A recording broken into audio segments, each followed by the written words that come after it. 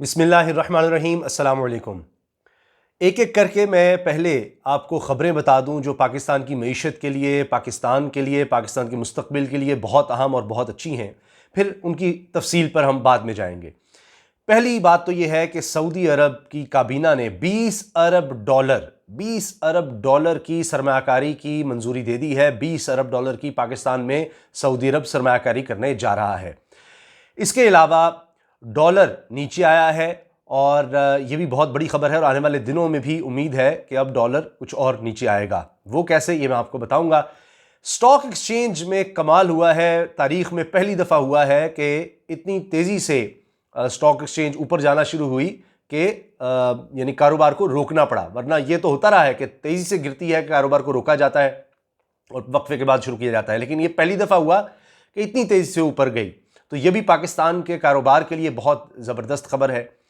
इसके अलावा इमरान खान साहब ने इंटेलिजेंस एजेंसियों के हवाले से बहुत बड़ा ऐलान किया है कि ज़ख़ीरा अंदोज़ों और स्मगलर्स के ख़िलाफ़ अब इंटेलिजेंस एजेंसियों से भी मदद ली जाएगी। और मैंने अपनी एक वीडियो में जिसमें DGISI से इमरान खान साहब की जो मुलाकात हुई थी उस हवाले से मैंने वीडियो बनाई थी, उसमें मैंने इसका इशारा दिया था कि ये इस हवाले से भी मुलाकात हो सकती है। तामीराती सनत के हवाले से भी अब ये ख़बरें हैं कि उसमें बड़े पैमाने पर इन्वेस्टमेंट होने जा रही है। अच्छा जी, रमज़ान पैकेज की भी मंजूरी हो गई है। 2.5 अरब रुपए का खुसूसी रमज़ान पैकेज है जिससे यूटिलिटी स्टोर्स पर चीज़ें मज़ीद कम कीमत पर मिलेंगी। IMF ने जो प्रोग्राम था 6 अरब डॉलर का वो मुंजमद एक तरह से कर दिया है, यानी जब ये हालात बेहतर होंगे तब वो दोबारा शुरू होगा। हमने अब उसकी मज़ीद कोई यानी उस प्रोग्राम के हवाले से हमें कुछ शराइत पूरी नहीं करनी, यूँ कह लेना जो है ना सबसे मुनासिब होगा, क्योंकि वो शराइत के साथ था। और उसकी जगह पर 1.4 अरब डॉलर पाकिस्तान को मिल गए हैं। और ये भी एक वजह है कि आप देख रहे हैं कि डॉलर नीचे आया है और पाकिस्तान स्टॉक एक्सचेंज में कारोबार भी अच्छा हुआ है। ये मुख्तलिफ वजूहात में से एक वजह है।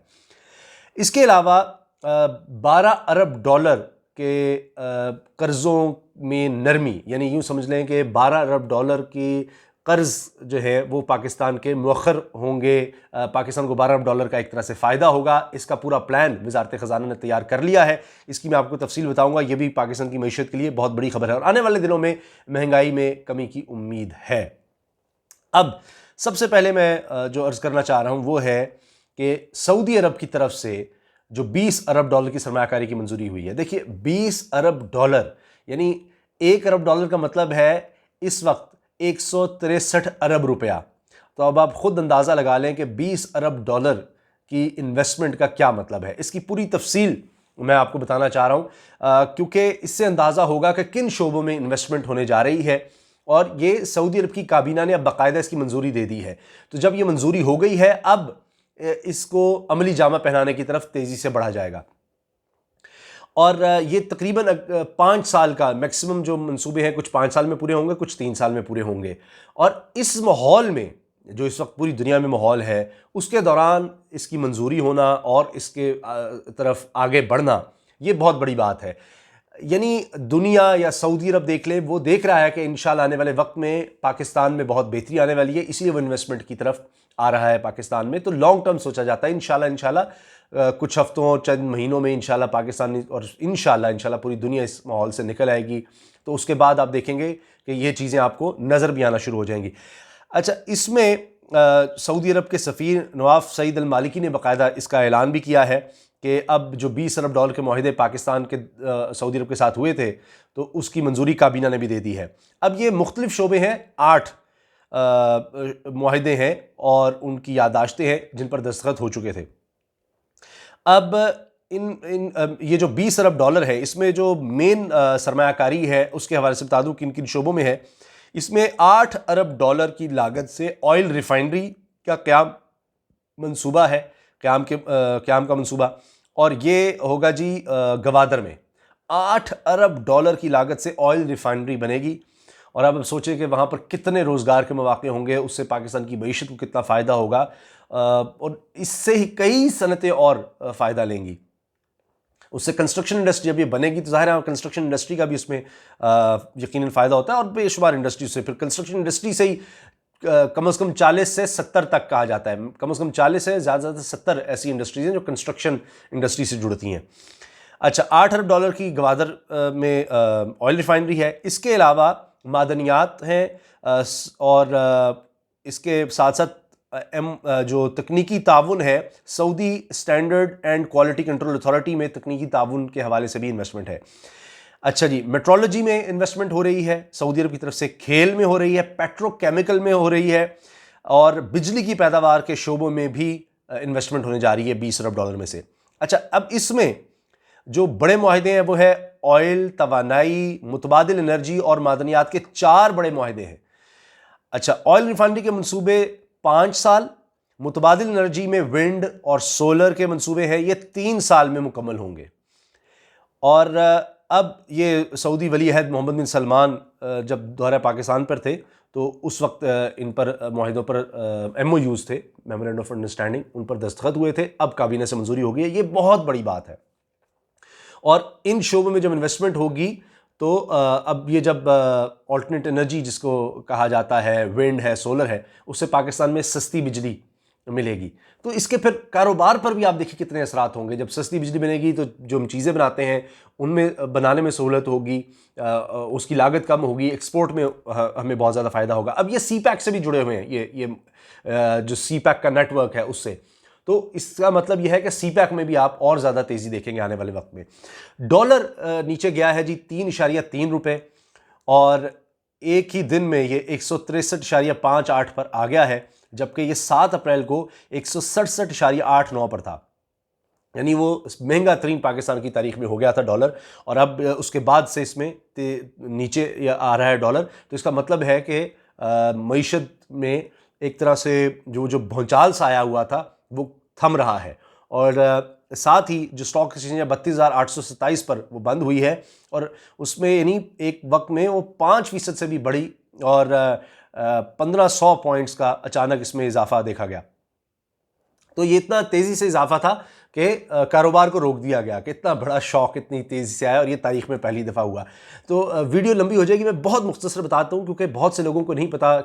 हमारे यहाँ पाकिस्तान में बहुत कम लोग हैं जो स्टॉक एक्सचेंज के हवाले से काम करते हैं, समझते हैं। यूँ समझ लें कि एक शख्स अपने कारोबार को फैलाना चाहता है, एक उसकी दुकान है तो कहता है कि मैं अपने कारोबार को एक की बजाय 100 दुकानें करूँ, 10 दुकानें करूँ। तो वो फिर करता ये है कि वो कहता है कि मैं हिस्सेदार बनाना चाहता हूँ आपको, आप आए, मैं इसमें आपको शेयर्स दे रहा हूँ।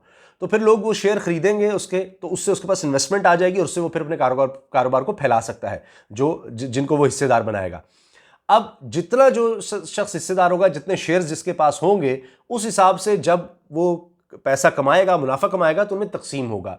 इसी तरह से बड़ी बड़ी कंपनियां रजिस्टर होती हैं और फिर वो अपने शेयर्स देती हैं और फिर साल बाद 6 महीने बाद मुनाफा देती हैं। जितनी कंपनी अच्छा मुनाफा दे रही होगी, अच्छी जा रही होगी, उसके शेयर्स फिर रोज़ाना की बुनियाद पर उसी हिसाब से ऊपर जाते हैं। या अगर कहीं ख़तरा हो कि भाई ये काम ठीक नहीं रहेगा या मुआशी तौर पर वो देख रहे आने वाले दिनों में या मौजूदा सूरत हाल में ठीक नहीं है, तो लोग फिर अपने शेयर्स बेचने लग जाते हैं हिस्सा कि मेरा फ़लाँ कंपनी में मेरा ये शेयर है, मेरे पास इतने शेयर हैं, इतने हज़ार शेयर हैं, तो वो फिर वो बेचने लग जाता है। तो बेचेगा तो वो फिर शेयर नीचे आने लग जाते हैं। तो यूं आप समझ लें तो स्टॉक एक्सचेंज से अंदाज़ा होता है कि एक मजमूई तौर पर कारोबार की क्या सूरत हाल हो रही है मुल्क में। तो आप इससे अंदाज़ा लगा लें कि स्टॉक एक्सचेंज बेहतर का मतलब है कि कारोबार के बारे में बेहतरी आ रही है या उसके मुस्तकबिल के हवाले से लोग बेहतर सोच रहे हैं। तो इसीलिए फिर वो स्टॉक एक्सचेंज में आप तेज़ी देखते हैं, लोग ज़्यादा पैसा लगा रहे होते हैं, यानी शेयर्स की ख़रीदारी ज़्यादा करने लग जाते हैं। तो ये एक मैंने मुख्तसर सा अर्ज़ कर दिया है। अच्छा, इसके बाद आप ये देखें कि इमरान खान साहब ने जो बहुत बड़ा कदम उठाया है, इंटेलिजेंस एजेंसियों को अब इन्वॉल्व किया जा रहा है कि स्मगलिंग और ज़ख़ीरा अंदोज़ी की रोकथाम के लिए कानून तो बन गया है, सख्त सज़ा भी उसमें आ गई है, लेकिन अब जब इंटेलिजेंस एजेंसियाँ भी साथ मिलेंगी तो आप इस बारे में बखूबी आगाह हैं कि हमारे अल्हम्दुलिल्लाह ISI जैसे जो इदारे हैं उनमें कहीं करप्शन अल्हम्दुलिल्लाह नहीं होती। तो वो बड़े कॉम्पिटेंट होते हैं, वो किसी की नहीं सुनते, वो उन्होंने जो सही काम है वो करना है। तो अब उससे होता ये है कि कोई रिश्वत इस तरह के काम जो है ना वो मुश्किल हो जाएंगे। जो शख्स निशानदेही करेगा ज़ख़ीरा अंदोज़ी की, उसको 10% उसमें से मिलेगा, फिर जो ज़ब्त हुआ होगा माल उसका 50% जुर्माना भी होगा, ज़ब्त तो हो ही जाएगा माल, और सज़ा भी है और मालिक को सज़ा होगी। ये कानून भी आ गया है। इमरान खान साहब कह रहे हैं कि मज़ीद ये स्मगलिंग के लिए भी हम और स्टेप्स लेंगे। ये भी उन्होंने आज इसका भी ऐलान कर दिया है।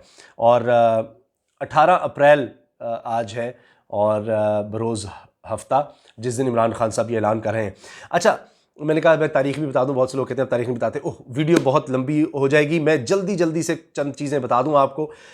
IMF का जो प्रोग्राम था $6 अरब का पाकिस्तान ने लिया हुआ था, तो उसको रोका गया है। रोकने से मुराद है वक्ती तौर पर कि जब ये इस माहौल से निकलेगा पाकिस्तान फिर दोबारा उसमें आया जाएगा। अभी पाकिस्तान को $1.4 अरब दिए हैं IMF ने, ये उस प्रोग्राम से हटकर हैं और इस पर सिर्फ 3 से 4% आपको मार्कअप देना होता है, जबकि जो दूसरा मुआहिदा है जो चल रहा है उसमें 3 से 4% तक होता है। तो अंदाज़ा लगाएं ये 3 या 4% ये ना होने के बराबर है और ये एमरजेंसी रिलीफ में पाकिस्तान को मिला है और आगे और भी इसमें मजीद मिलने की उम्मीद है। तो ये मईशत को इससे बड़ा इस्तेहकाम मिला है। इसी तरह से एशियन डेवलपमेंट बैंक है, वर्ल्ड बैंक है, उससे भी इस तरह की माली इमदाद या पैकेज मिलने की उम्मीद है और आने वाले वक्त में मजीद पाकिस्तान की मईशत के लिए ये बहुत बड़ी सपोर्ट होगी।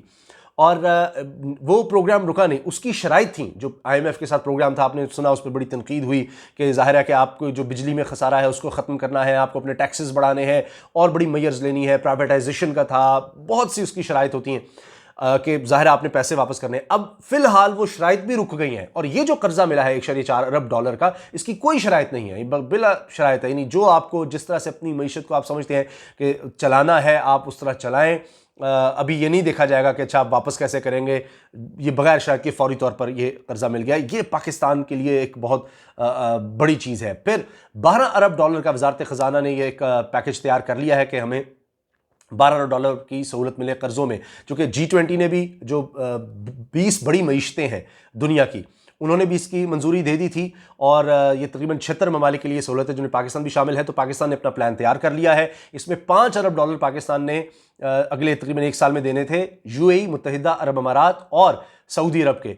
तो उम्मीद यह है कि अब ये 2 ममालिक भी साथ शामिल होंगे, तो ये अब वो कर्ज पाकिस्तान को अगले 1 साल में नहीं देना होगा। चीन के $3 अरब देने थे, इंशाल्लाह उम्मीद है वो भी नहीं देने होंगे। इस तरह से दीगर मालियाती इदारों जिसमें IMF, world bank, Asian development bank, इस्लामी बैंक है, तो इनके नहीं देने होंगे हमें पैसे वापस। तो ये पाकिस्तान को समझे कि $12 अरब जो देने थे अब नहीं देने, तो ये पाकिस्तान के पास एक बहुत बड़ा कुशन आ गया है। तो ये बड़ी अच्छी खबरें हैं पाकिस्तान के लिए, उम्मीद अफजा खबरें हैं। इनका पाकिस्तान की मईशत पर और आम आदमी पर भी बड़ा असर होगा, क्योंकि अब जो हुकूमत है, रियासत है, वो आम आदमी पर बेहतर तरीके से तवज्जो दे सकेगी और यही पैसा जो उसने वापस करना था किसी ना किसी तरह, इसमें से बहुत सा वो उन लोगों की बेहतरी के लिए खर्च कर सकेगी, वरना बहुत ज़्यादा मसाइल हो जाते हैं। इसके अलावा इस वबा से लड़ने के लिए अभी बरतानिया की तरफ से भी तकरीबन कोई 27 लाख पाउंड का ऐलान किया गया है और $80 लाख का अमेरिका की तरफ से ऐलान किया गया है। ये इमदाद की शक्ल में होता है, कर्ज वगैरह नहीं।